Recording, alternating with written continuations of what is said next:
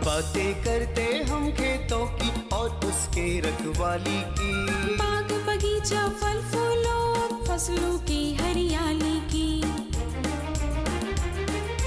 हम बीजों की बातें करते उत्तम जल संसाधन की, हम तकनीकी बातें करते फसलों के उत्पादन की। हर किसान का सपना सच हो जीवन सुखद बनाने को, गाँव-गाँव के हर आंगन का प्यारा सा ये दर्शन। कृषि दर्शन कृषि दर्शन कृषि दर्शन कृषि दर्शन कृषि दर्शन कृषि दर्शन कृषि दर्शन कृषि दर्शन। यदि हम प्रतिदिन थोड़ी थोड़ी अच्छी कोशिश करें तो एक दिन परिणाम बहुत अच्छा और बड़ा मिलता है। कृषि दर्शन कार्यक्रम में आप सभी किसान भाई बहनों का तहे दिल से स्वागत है। रूपा भोजी का जोहार, नमस्कार। तो चलिए चलते हैं कृषि समाचार की ओर, जहां मिलेगी आपको कृषि से संबंधित ढेरों जानकारी। नमस्कार, कृषि समाचार में आपका स्वागत है। मैं हूं सोफिया अहमद। आइए देखते हैं आज कृषि समाचार में क्या है खास। कि मछली पालकों के लिए 4 नई योजनाएं। भारत सरकार की ओर से की गई खरीफ फसलों के न्यूनतम समर्थन मूल्यों में बढ़ोतरी। मडुआ के बेहतर उत्पादन के लिए लगाए उन्नत प्रभेद A404। अब समाचार विस्तार से। कोडरमा जिला के मछली पालकों को 4 सुविधाओं का लाभ दिया जा रहा है। इसमें मत्स्यजीवी सहयोग समिति और उनके सदस्यों को नाव दिया जाएगा। इसकी योजना लागत 33,000 रुपये है। इसमें सरकार 30,000 रुपये का अनुदान देगी। दूसरी सुविधा है केज रिपेयरिंग करने की। इसकी योजना लागत 35,000 रुपये है। इसमें सरकार 25,000 रुपये अनुदान देगी, जबकि वर्ष 2015-16 तक बने केजों के लिए ग्रो आउट नेट दिया जाएगा। इसकी योजना लागत 30,425 रुपये है। इसमें सरकार 22,819 रुपये अनुदान देगी। इसके अलावा गिल नेट वितरण की योजना लागत 3,190 रुपये में सरकार 2,871 रुपये अनुदान देगी। इसके लिए जिला मत्स्य कार्यालय में 15 जुलाई तक आवेदन दे सकते हैं। भारत सरकार ने वर्ष 2021-22 में कई खरीफ फसलों के न्यूनतम समर्थन मूल्य में बढ़ोतरी की है। खरीफ फसलों के बढ़े हुए न्यूनतम समर्थन मूल्य इस प्रकार है। अरहर 6,300 रुपये, मूंग 7,275 रुपये, उड़द 6,300 रुपये, मूंगफली 5,550 रुपये, सूर्यमुखी बीज 6,015 रुपये, तिल 7,307 रुपये, सरगुजा 6,930 रुपये, बाजरा 2,250 रुपये, रागी यानी मडुआ 3,377 रुपये और मक्का का न्यूनतम समर्थन मूल्य 1,870 रुपये प्रति क्विंटल है। मछली पालक भाइयों, तालाबों में नई मछली डालने का अभी सही मौसम है। मछली पालन से गुणवत्तापूर्ण उत्पादन और बेहतर लाभ लेना चाहते हैं तो स्वस्थ मछली अंगुलिकाय या मछली बीजों का चयन करें। इसके लिए विश्वसनीय स्थान से मछलियों की खरीदारी करना ज़्यादा बेहतर होगा। मछली पालक भाइयों, जिस तरह उन्नत और स्वस्थ बीज ही बेहतर उत्पादन देने में सक्षम होता है, उसी प्रकार मछली पालन में भी स्वस्थ और सक्रिय छोटी मछलियों से ही भविष्य में बेहतर लाभ लिया जा सकता है। इसलिए तालाब में नई मछली डालने से पहले जिस स्थान से मछली लाएं, वही मछलियों की गुणवत्ता की जांच परख कर लें। नई मछली स्वस्थ, सक्रिय और अच्छी प्रजाति की ही हो। साथ ही मछली विक्रेता या विक्रय संस्थान विश्वसनीय हो। सबसे पहले तो जो हमारे यहाँ जो ट्रांसपोर्ट होके परिवहन के दौरान जो मछली आ रही है, उसकी क्वालिटी का जांच करें, क्योंकि वो कितनी एक्टिव है और उसके स्पीसीज का, क्योंकि जो छोटी मछलियाँ होती है उसको आइडेंटिफाई करना मुश्किल होता है कि ये कौन प्रजाति की है। इसीलिए सबसे पहले वो रिलायबल सोर्सेज से ही मछली को अपना उपलब्ध कराएं, जिनको से अच्छी खासी उनकी पुरानी जान पहचान है कि हाँ इसकी क्वालिटी अच्छी है। तो ये बहुत ज़रूरी है। किसान भाइयों, मडुआ का बिचड़ा तैयार करने के लिए जल्द से जल्द बीज स्थली में यानी नर्सरी में बीज गिरा दें। ध्यान रहे, मडुआ की खेती के लिए प्रति हेक्टेयर की दर से 8 से 10 किलोग्राम बीज बुआई करना अनुशंसित है। मडुआ के बेहतर उत्पादन के लिए उन्नत प्रभेद A404 लगाएं। मडुआ की उन्नत प्रभेद A404 अगात और मध्य खेती दोनों के लिए उपयुक्त है। ये 115 से 120 दिन में पक कर तैयार हो जाता है। इसकी उत्पादन क्षमता औसतन 26 से 30 क्विंटल प्रति हेक्टेयर है। चूँकि मडुआ की खेती ऊपरी ज़मीन में की जाती है, इसलिए जल निकास का उत्तम प्रबंध करें। साथ ही बुआई 15 दिन बाद और 25 से 30 दिन बाद 2 नुकाई गुड़ाई ज़रूर करें। राज्य के किसान खेत की तैयारी करने और खरपतवार नियंत्रण के लिए कृषि उपकरण बखर का उपयोग कर सकते हैं। इसकी कार्यक्षमता 1 से 1.5 एकड़ प्रतिदिन है। आइए जानते हैं टमाटर फसल में रासायनिक दवा के बिना फल मक्खी कीटों की रोकथाम कैसे करें। टमाटर फसल में फल मक्खी लगने का खतरा रहता है। फल मक्खी उड़ने वाली कीट होते हैं जो टमाटर के फलों का नुकसान पहुंचाते हैं। इससे बचाव के लिए किसान टमाटर की बुआई कतारों में करें और टमाटर की हर 16 पंक्ति के बाद 1 पंक्ति गेंदा फूल लगाएं। और अब एक नज़र राज्य के 5 प्रमुख शहरों के मौसम के मिजाज पर। आज राज्य के 5 प्रमुख नगरों के अधिकतम और न्यूनतम तापमान कुछ इस प्रकार दर्ज किए गए। रांची का अधिकतम तापमान 38 डिग्री सेल्सियस और न्यूनतम 27 डिग्री सेल्सियस। जमशेदपुर का अधिकतम तापमान 33 डिग्री सेल्सियस और न्यूनतम 29 डिग्री सेल्सियस। मेदिनीनगर का अधिकतम तापमान 39 डिग्री सेल्सियस और न्यूनतम 27 डिग्री सेल्सियस। देवघर का अधिकतम तापमान 34 डिग्री सेल्सियस और न्यूनतम 27 डिग्री सेल्सियस। धनबाद का अधिकतम तापमान 32 डिग्री सेल्सियस और न्यूनतम 29 डिग्री सेल्सियस।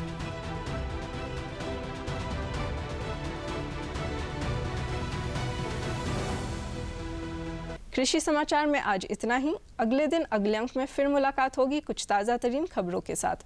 तब तक के लिए दीजिए इजाज़त। नमस्कार, जोहार। अभी आप देख रहे थे कृषि समाचार, जिसके अंतर्गत आपने जानकारी ली मंडी की भाव के बारे में, मौसम के मिजाज के बारे में और खेती बाड़ी के बारे में। वक्त हो चला है एक छोटे से विराम का। कहीं जाइएगा नहीं, क्योंकि हम जानकारी का पिटारा लेकर हाजिर हैं आपके लिए। हर जोखिम से निकल कर फसल आए, सुरक्षित हो जाए।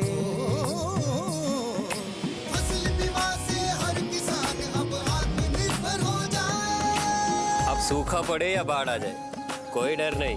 अब ओले पड़े या कीट पतंगे फसल खा जाए, कोई फिक्र नहीं।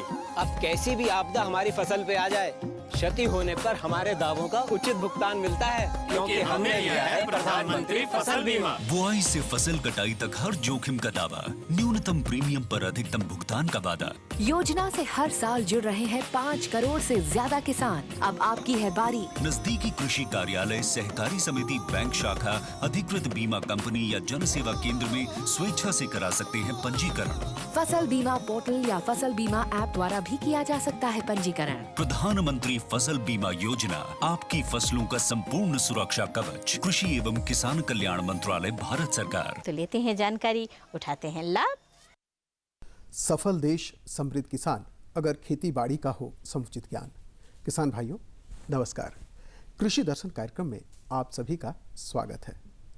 किसान भाइयों, रेशम उत्पादन की दृष्टि से भारत विश्व में दूसरा स्थान रखता है और उपभोक्ता के रूप में भारत पहला स्थान रखता है। झारखंड देश का अग्रणी राज्य है जहां पर तसर रेशम का बड़े पैमाने पर उत्पादन होता है। तो किसान भाइयों, लगातार ये प्रयास जारी है कि किस तरह से भारतवर्ष में और झारखंड में तसर रेशम को ज़्यादा से ज़्यादा उत्पादित किया जाए, ताकि अधिक से अधिक लोगों को रोज़गार मिल सके, हमारी अर्थव्यवस्था अच्छी हो सके, महिलाओं के लिए रोज़गार सृजन के अवसर बन सके। आज तमाम विषयों के साथ साथ हम इस विषय पर बात करेंगे कि किस तरह से एग्रो फॉरेस्ट्री आपके लिए महत्वपूर्ण हो सकता है, किस तरह से आप इससे लाभ उठा सकते हैं। इस विषय पर बातचीत करने के लिए हमारे साथ स्टूडियो में मौजूद हैं डॉक्टर CM वाजपेयी। सर, इस कार्यक्रम में आपका स्वागत है। नमस्कार। बहुत बहुत धन्यवाद। CM वाजपेयी तसर अनुसंधान केंद्र संस्थान रांची में बतौर निदेशक कार्यरत हैं। सर, जब हम तसर रेशम की बात करते हैं तो उसमें आज एक नया शब्द हमने जोड़कर देखा इसको कि एग्रो फॉरेस्ट्री, ये शब्द हमने जोड़ा। ये एग्रो फॉरेस्ट्री शब्द को हम कैसे समझें?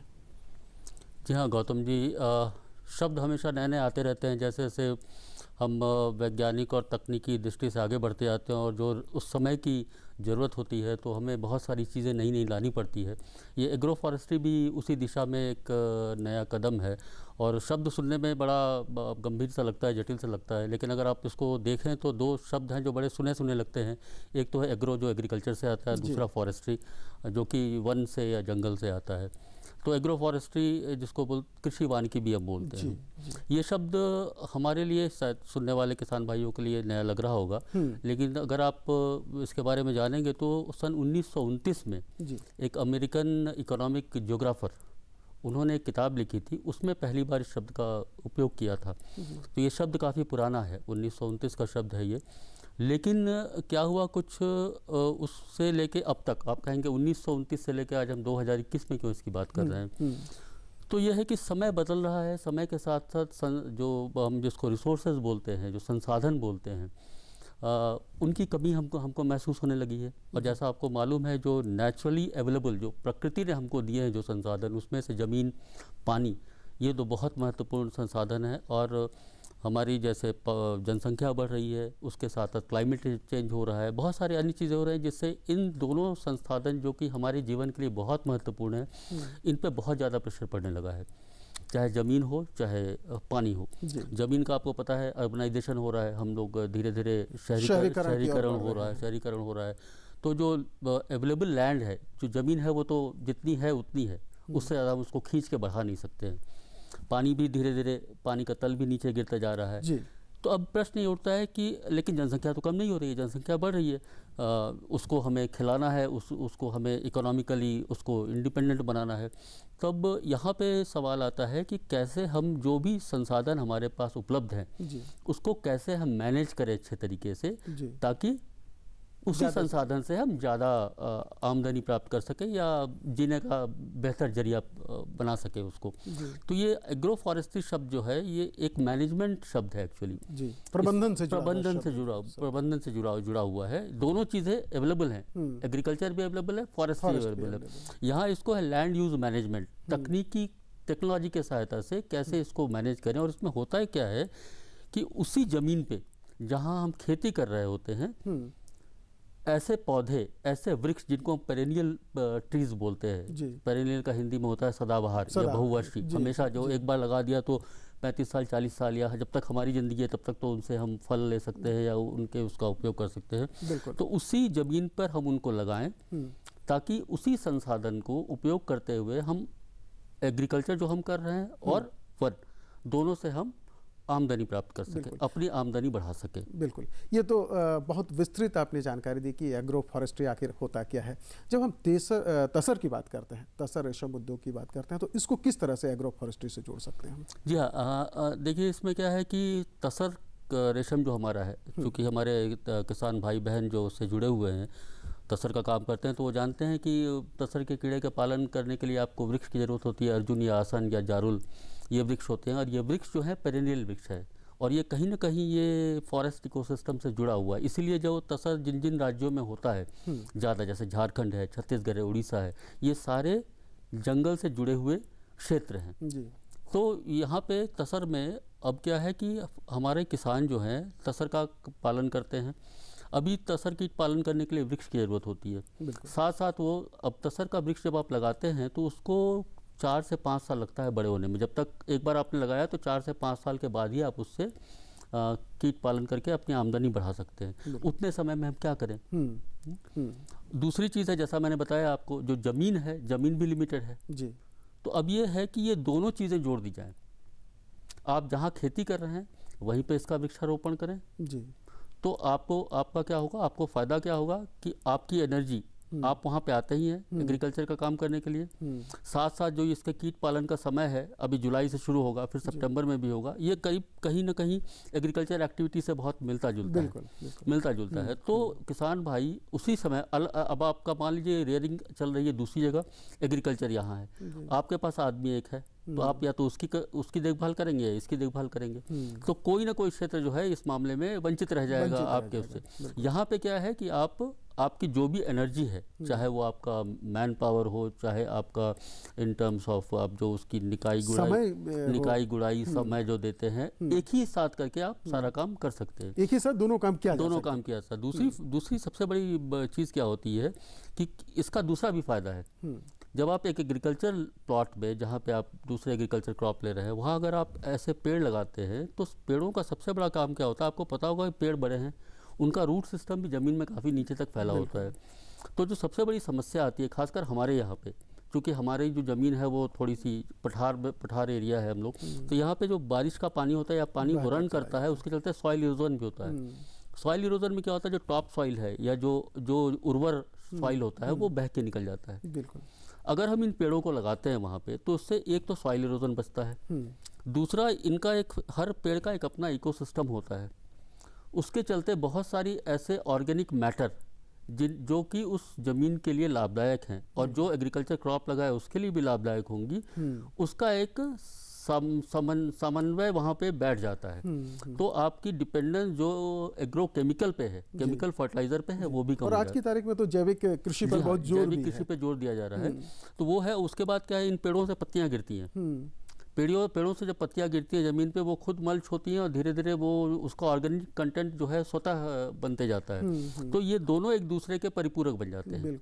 उसी तरह जो ये आप क्रॉप यहाँ पे लगाते हैं, अगर आप जैसे ये लेग्यूमिनस क्रॉप लगाते हैं, दलहन के क्रॉप, तो आपको पता होगा कि उनके रूट्स में जो है नाइट्रोजन फिक्सिंग, तो वो ये दोनों आपस में एक दूसरे को कम्प्लीमेंट करते हैं। इसीलिए मैंने कहा था कि एग्रो फॉरेस्ट्री एक मैनेजमेंट का, लैंड को कैसे मैनेज करना है, आपकी ऊर्जा, आपकी एनर्जी, आपका जो संसाधन है, आपका जो समय है, सबको एकत्रित करके और उसका सदुपयोग करके उसी 1 हेक्टेयर लैंड से आप जो है तो जैसे आप बता रहे हैं कि 1 हेक्टेयर लैंड है, उसमें हम जो फसल उपजा रहे हैं, तो उसमें किस तरह के पौधे लगाएं, जैसे कौन कौन से पौधे लगाए सकते हैं ताकि वो बड़े हों और हमारी जो फसल होगी उसको भी किसी तरह का बाद में कोई नुकसान ना हो, क्योंकि छाया हो जाए तो फिर मुश्किल हो सकती है। बहुत सही बात है, बहुत सही बात है। इसमें क्या है, हमारे इंस्टीट्यूट ने दो तरह के सिस्टम डेवलप किए हैं जी, क्योंकि हमको ये देखना पड़ेगा कि हमारे जो किसान हैं वहाँ उनका जो खेती का सिस्टम है, हम बहुत परिवर्तन करने में उसको नहीं कहेंगे। उसमें हम ऐसा कोई सिस्टम नहीं देना चाहते हैं जो हमारे यहाँ किसान नहीं करते हैं और हम कहें कि बिल्कुल आप नए तरीके का काम कीजिए, ऐसा नहीं है। तो इसमें हमने 2 तरीके का सिस्टम डेवलप किया है।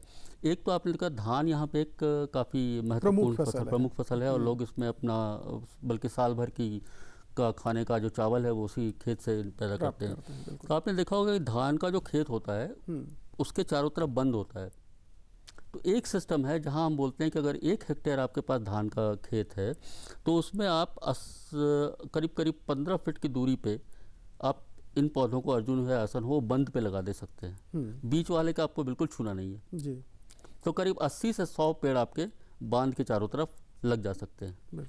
अभी अगर 100 पेड़ आपने लगा दिए तो आप करीब 100 से 150 से 200 DFL, एक DFL बोलते हैं, एक तितली जितना अंडा देती है, करीब 150 से 200 अंडे होते हैं, उसको एक DFL बोलते हैं। तो करीब 150 से 200 DFL आप 1 हेक्टेयर का अगर आपकी धान की खेती है उसमें जो बांध में पौधे लगाए हैं उस पर आप रेयरिंग कर सकते हैं। तो इससे आपको 15 से 20 हज़ार रुपये की अतिरिक्त आमदनी आपको हो सकती है। मतलब धान से जो आमदनी हो रही है वो तो हो ही रही है, लेकिन उसके साथ साथ इससे तसर से भी आपको अतिरिक्त आमदनी हो सकती है और कोई एक्स्ट्रा आपको काम करना नहीं है। आप वहाँ आते ही हैं, आपकी रोपनी होगी, आप निकाई गुड़ाई करेंगे, आप धान के खेत को तैयार करेंगे, उसी वक्त जो समय आएगा तो आप कीड़ों को चढ़ाइए उस पर। जैसे जुलाई में भी पहली क्रॉप होगी, उसके बाद सितंबर में जो वाणिज्यिक कमर्शियल क्रॉप हमारी होती है, जिसको फार्मर लोग यहाँ पे किसान भाई काफ़ी करते हैं, आप उस समय आके कीड़ों को चढ़ा दे सकते हैं और उसके बाद रेयरिंग करके उसी प्लॉट से आप एडिशनल 15 से 20 हज़ार रुपये की प्राप्ति कर सकते हैं। दूसरा हमारा एक सिस्टम है समेकित प्रणाली, हम कहते हैं इंटीग्रेटेड में क्या है कि आपके पास 1 हेक्टेयर का लैंड है, वो मान लीजिए हम 1 हेक्टेयर की बात कर रहे हैं, उससे कम भी हो सकता है, ज़्यादा भी हो सकता है। धान की खेती नहीं है, वो धान का खेत नहीं है। उस प्लेन लैंड पे हमने डेवलप किया हाई डेंसिटी और लो डेंसिटी प्लांटेशन की। आप निश्चित दूरी पे 8x8 हुआ, 12x6 हुआ, इस दूरी पे आप ये अर्जुन या असन के पेड़ों को लगा सकते हैं। और बीच में इतनी जगह छूट जाती है, उस जगह पे आप समय के हिसाब से जो भी एग्रीकल्चर क्रॉप आप लेते हैं, तिलहन है, दलहन है, जुलाई या अगस्त में जब भी आप लगाते हैं आप वहाँ पे लगा सकते हैं। लोबिया आप लगा सकते हैं, उड़द लगा सकते हैं। इस तरह की जो भी चीज़ें लोकली होती हैं, जैसे हम लोगों ने अभी दुमका में देखा था, दुमका में वहाँ पे एक खास वैरायटी की ओल है, काफ़ी बड़ा होता है और उसकी मार्केटिंग बहुत अच्छी होती है। वहाँ पे फार्मर इस कृषि वानिकी का प्रयोग करके और ओल की फसल पैदा करते हैं। आप अदरक लगा सकते हैं, आप हल्दी लगा सकते हैं। छाया का बहुत असर उस हाँ, पर नहीं जाड़े पड़ेगा। में आप क्या कर सकते हैं, जाड़े में आप जो जैसे मूली है इस तरह की चीज़ें आप लगा सकते हैं। तो ये पूरा का पूरा जो है वो किसानों के ऊपर है, क्योंकि जो जो फसल यहाँ पे होती है आप वही लगाएंगे, आप कोई नई फसल यहाँ पे आके नहीं लगाएंगे। तो दो सिस्टम हमने डेवलप किया है। एक जो है बंद पे 1 हेक्टेयर अगर आपके पास धान की खेती है तो उसमें आप लगा सकते हैं, और ये दूसरा सिस्टम जो समेकित का है उसमें फिक्स डिस्टेंस पे आप अर्जुन के या आसन के पौधों को लगा सकते हैं और साथ साथ अपनी खेती भी कर सकते हैं। बिल्कुल। हमारा जो तसर अनुसंधान और प्रशिक्षण केंद्र है ये बहुत पुराना और बहुत लंबे समय से इस दिशा में काम कर रहा है। अगर हम एग्रो फॉरेस्ट्री को जोड़ कर देखें आज की तारीख में तो किस तरह के लाभ उठा सकते हैं किसान भाई, किस तरह इससे जुड़ सकते हैं? जी हाँ गौतम जी, इस दिशा में मैं आपको और आपके माध्यम से किसानों को ये बताना चाहता हूँ कि जो हमारे भारत सरकार है, वस्त्र मंत्रालय, वो इस दिशा में बहुत ज़्यादा प्रयत्नशील है। और अभी पिछले ही 6-7 महीने पहले मिनिस्ट्री ऑफ एग्रीकल्चर भारत सरकार के साथ उनकी जो ICR है, उनके दोनों ही मिनिस्ट्री के बीच में एक मेमोरेंडम ऑफ अंडरस्टैंडिंग दाखिल किया गया। उसमें यह हुआ कि हम लोग एग्रीकल्चर यूनिवर्सिटीज़ जो हैं उनकी मदद लेंगे। अभी जैसे रांची में हमारा जो बिरसा कृषि विश्वविद्यालय है, वहाँ पे हम लोग डेमोन्स्ट्रेशन प्लॉट्स डेवलप कर रहे हैं इसके, ताकि उनके भी जो किसान आते हैं वो भी वहाँ पे देख के इसको सीख सके। उसके साथ साथ हम लोग जो ICR का आपको पता होगा कृषि विज्ञान केंद्र, उनका बहुत बड़ा नेटवर्क है। तो हम सारे कृषि विज्ञान केंद्रों की भी मदद ले रहे हैं। क्योंकि हमारी अपनी रीच इतनी ज़्यादा नहीं भी हो सकती है। हम चाहते हैं कि हमारे जो यूनिट्स हैं, स्टेट गवर्नमेंट के यूनिट्स हैं, साथ साथ जो कृषि विभाग के कृषि विज्ञान केंद्र हैं, जहाँ सीधे जुड़े हुए हैं उनके साथ आप जुड़ उनके साथ हम जुड़ जाएं। तो हम अभी हम अपने कृषि विज्ञान केंद्र के करीब जो केंद्र हैं यहाँ पे झारखंड में जो हैं उनको बुला के हम उनको प्रशिक्षण दे रहे हैं। उनके यहाँ पे इस तरह का डेमोन्स्ट्रेशन प्लॉट हम डेवलप कर रहे हैं, और उन प्लॉट्स में नज़दीक के किसानों को हम ले जाएंगे, दिखाएंगे कैसे इसको करेंगे। जहाँ तक किसान को आगे जो तकनीक की कैसे ये तसर पालन है या पौधारोपण है, पौधारोपण करने के लिए अगर सीडलिंग जिसको बोलते हैं, छोटे पेड़ होते हैं, उन सब चीज़ों की सप्लाई हमारे इंस्टीट्यूट से हो सकती है। जो भी किसान पेड़ लगाना चाहते हैं, जिनके पास इस तरह की ज़मीन है, या अगर धान की खेती है उसके अगल बगल वो बंद में लगाना चाहते हैं, और उनको इमीडिएटली अगर उनको इस प्रोग्राम को सुन के उनको लगता है कि आगे कुछ बहुत ज़्यादा जानने की ज़रूरत नहीं है हमको, तो वो सीधे हमसे संपर्क कर सकते हैं और सीडलिंग लेके हमारे जो यूनिट्स हैं उनके डायरेक्शन में वो प्लांटेशन कर सकते हैं। और साथ साथ उस बीच में कैसे करना है, जो मैनेज करने का टेक्निक जो है, पौधों को कैसे पालना है, और साथ साथ एग्रीकल्चर से रिलेटेड जो भी इंफॉर्मेशन है, तो इसमें क्या होगा कि उनको सेरिकल्चर एग्रीकल्चर दोनों का एक्सपर्ट सपोर्ट मिल जाएगा। अगर आप कृषि वानिकी में जुड़ते हैं, तसर कृषि वानिकी में जुड़ते हैं अगर आप, तो आपको 2 डिपार्टमेंट के 2 एक्सपर्ट्स का सपोर्ट एक साथ मिल जाएगा। तो यहाँ ये भी फायदा है। इसलिए हम लोग आजकल कन्वर्जेंस पे ज़्यादा ध्यान देने की कोशिश कर रहे हैं कि जितने ज़्यादा विभाग, जितने ज़्यादा विशेषज्ञ से जुड़ सकें। किसान तो वही है हमारा। बिल्कुल। जब हम अलग अलग क्षेत्रों को एक साथ ला रहे हैं तो हम अलग अलग क्षेत्र के विशेषज्ञों को भी एक साथ ला रहे हैं। तो इसीलिए हम ये कोशिश कर रहे हैं कि हम कृषि विश्वविद्यालयों से, कृषि विज्ञान केंद्रों के साथ जुड़ के, और इस साल के अंत तक हम ये कोशिश करेंगे कि हमारी पहुँच ज़्यादा से ज़्यादा किसानों तक हो जाए। हर किसान भाई जो तसर क्षेत्र में रहते हैं उनको कहीं ना कहीं नज़दीक में कोई कृषि विज्ञान केंद्र अवश्य मिल जाएगा, हमारी संस्थाएँ मिल जाएंगी, और वह डेमोन्स्ट्रेशन प्लॉट में जाके देख सकते हैं कि कैसे कर रहे हैं इसको। एक बार जब वो देख लेंगे तो मेरे ख्याल से कोई बहुत बड़ी चीज़ नहीं, कोई रॉकेट साइंस नहीं है, किसान करते ही आ रहे हैं खाली। और अगर जानकारी नहीं होगी, किसी तरह की कोई समस्या होगी, तो फिर आप उसके लिए तो बिल्कुल आपके जो लोग हैं वो जाकर वो देखेंगे और उससे जानकारी भी हासिल कर सकते हैं। बिल्कुल, हमारा अपना एक वेबसाइट भी है जी, हमारा वेबसाइट है जो कि केंद्रीय तसर अनुसंधान टाइप करने से ही वो वेबसाइट भी मिल जाता है।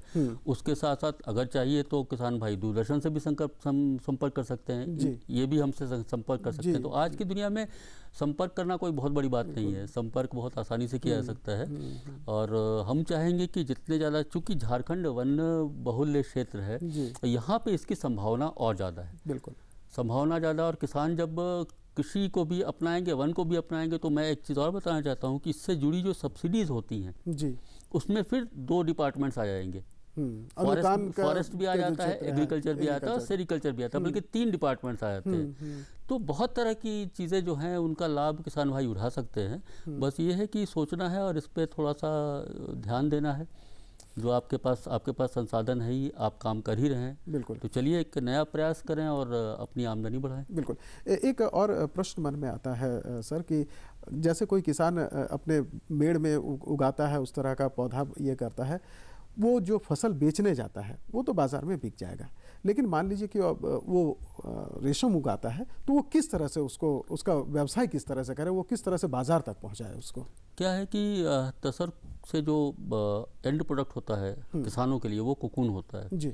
तो कोकून हमारे जो झारखंड के किसान हैं आमतौर पे जिस जगह पे रहते हैं, अगल बगल हाट की व्यवस्था होती है। जब ये सीज़न आता है सेकंड क्रॉप, जब कमर्शियल कोकून निकलता है तो ये कोकून अगल बगल के हाट में बेच सकते हैं। उसके अलावा हमारी एक संस्था है, बल्कि स्टेट गवर्नमेंट की जो इंडस्ट्री डिपार्टमेंट है या झारखंड सरकार का रेशम विभाग है, उसकी भी जहाँ जहाँ पे कि प्रोडक्शन सेंटर्स हैं, मेन एरियाज़ हैं, वहाँ पे इनके कोकून बैंक्स भी है और हमारा एक रॉ मटेरियल बैंक भी है। और हम लोग साल में 2 बार एक जिसको बोलते हैं मिनिमम सपोर्ट प्राइस हम लोग डिक्लेयर कर देते हैं कि इस साल 1000 कोकून का अगर ए ग्रेड है तो उसका दाम ये होगा जी। तो इन जनरल फार्मर किसान जो हैं वो चाहें तो अपने हाट में जा सकते हैं और नहीं तो हमारे केंद्र से संपर्क कर सकते हैं। जो मिनिमम सपोर्ट प्राइस है उस प्राइस पे कोकून खरीदने की व्यवस्था हम कर सकते हैं। बिल्कुल। अभी जुलाई का महीना चल रहा है और इस वक्त जो है तैयार करते हैं लोग फसल किस तरह, तो अभी जो कृषि कार्य किया जा सकता है इस क्षेत्र में क्या किया जा सकता है? क्योंकि बहुत सारे ऐसे किसान भाई हैं जो एग्रो फॉरेस्ट्री के अलावा भी इससे जुड़े हुए हैं, वो भी जानना चाहेंगे कि इस समय कौन से ऐसे विशेष कृषि कार्य किए जाएं ताकि उनको अधिक से अधिक लाभ मिले। गौतम जी, क्या है कि ये जुलाई का महीना जो है इसमें तसर की भी एक्टिविटी शुरू हो जाती है। हमारे जो यहाँ झारखंड में आमतौर पर 2 क्रॉप होते हैं जी। एक जुलाई में होती है जिसको फर्स्ट क्रॉप बोलते हैं, जुलाई अगस्त में होती है, और जो सेकंड क्रॉप होती है वो फिर सितंबर से अक्टूबर में होती है जिसको कमर्शियल क्रॉप कहते हैं। लेकिन हमारे कुछ जो झारखंड के उधर सिंहभूम आदि के जो हमारे किसान भाई हैं वो फर्स्ट क्रॉप भी करते हैं। फर्स्ट क्रॉप पर जो कोकून बनता है वो सीड के काम में आता है और वो कोकून काफ़ी दाम में बिकता है। बिल्कुल। बल्कि बहुत सारे हमारे किसान जो हैं वो फर्स्ट क्रॉप को ज़्यादा प्रेफर करते हैं करना, क्योंकि उससे उनको पैसा भी ज़्यादा मिलता है। तो ये जुलाई का समय आ गया है और हम मेरे ख्याल से जो हमारे तसर के से जुड़े हुए किसान भाई बहन हैं उन लोगों ने तैयारी भी शुरू कर दी होगी। तो मेरा ये उनको सुझाव है कि इस समय आपको किसान भाई ये सोच लें कि उनको कितने की रेयरिंग करनी है, उसके लिए उनके पास जो पेड़ हैं उपलब्ध हैं कि नहीं, उस पेड़ को तैयार करना है। जब आप कीड़ों को उस पर चढ़ाएंगे तो उसके पहले उसमें चींटियाँ ना लगें, उसमें दूसरे कीड़े ना लगें, उस तरह उसको तैयार करना है ताकि जब आप कीड़ों को चढ़ाएं तो उसको अच्छी पत्तियां खाने को मिल सके। तो ये सब तैयारी इस वक्त करना किसानों के लिए बहुत ज़रूरी है और हमारे जो यूनिट्स है वो इस समय पे किसानों को उपलब्ध जानकारी भी देते रहते हैं कि इनको क्या करना है और किस तरह से करना है। दूसरी चीज़ जो है वो मैं ये कहना चाहूँगा कि अगर आपके दिमाग में जो लोग नया जुड़ना चाह रहे हैं और कृषि वानिकी से जुड़ना चाह रहे हैं इसको लेके, तो ये बहुत अच्छा समय है पौधारोपण का भी। अच्छा। अगर उनको ऐसा लगता है कि उनके पास, जैसा मैंने बताया कि धान की खेत है और अच्छा खासा उसका बंद एरिया है, उस पर करना है, तो यही समय है कि वो हमारे या राज्य सरकार की संस्थाओं से संपर्क करें और या अर्जुन, असन या जारुल इन तीनों के जो सीडलिंग होते हैं उसको लें और उसको लगाना शुरू करें। वहाँ जाकर वो इसे प्राप्त कर सकते हैं, पौधों को प्राप्त कर सकते हैं और उसको लगाना शुरू करें, क्योंकि ये उचित समय है। अगर इस वक्त मिस करेंगे तो फिर उनको 1 साल और इंतज़ार करना पड़ेगा। बिल्कुल। जाते जाते संदेश क्या देना चाहेंगे हमारे जो किसान भाई हैं, उनके लिए क्या संदेश होगा? मेरा संदेश यही है कि झारखंड बहुत अच्छा कर रहा है और पिछले 15-20 साल में तसर प्रोडक्शन में झारखंड लगातार आगे बढ़ता जा रहा है। पिछली बार जबकि कोरोना का समय था, अभी भी कोरोना गया नहीं है, कोरोना का समय था, लेकिन झारखंड के किसान भाई बहनों ने अपने परिश्रम का परिचय देते हुए इसके प्रोडक्शन में कोई कमी नहीं आने दी। तो मुझे लगता है कि आप बहुत सक्षम हैं, आप काफ़ी लेबोरियस हैं।